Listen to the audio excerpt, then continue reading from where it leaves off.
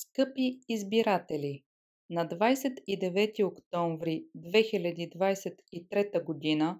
във всички общини в България ще се проведат избори за общински съветници и за кметове на общини, кметове на райони в градовете с районно деление и кметовете на кметства.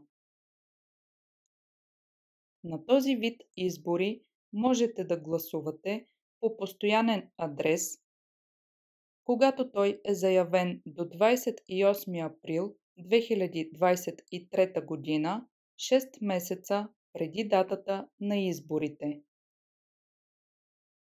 При условие, че постоянен и настоящ адрес са ви в различни населени места, може да гласувате по настоящия адрес, когато той е заявен до 28 април 2023 г.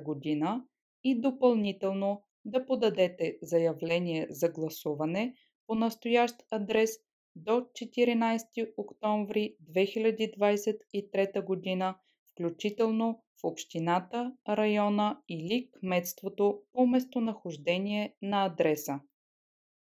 Заявление можете да подадете и по електронен път на адрес.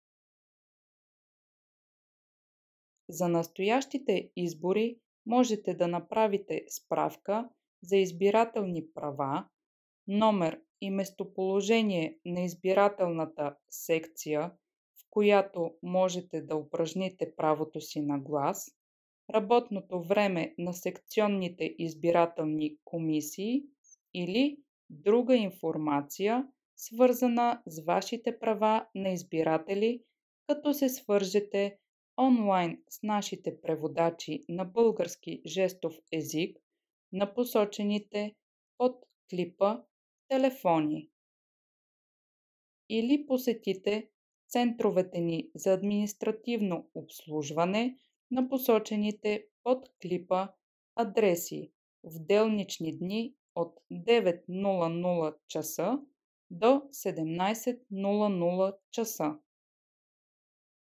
Оставаме на ваше разположение.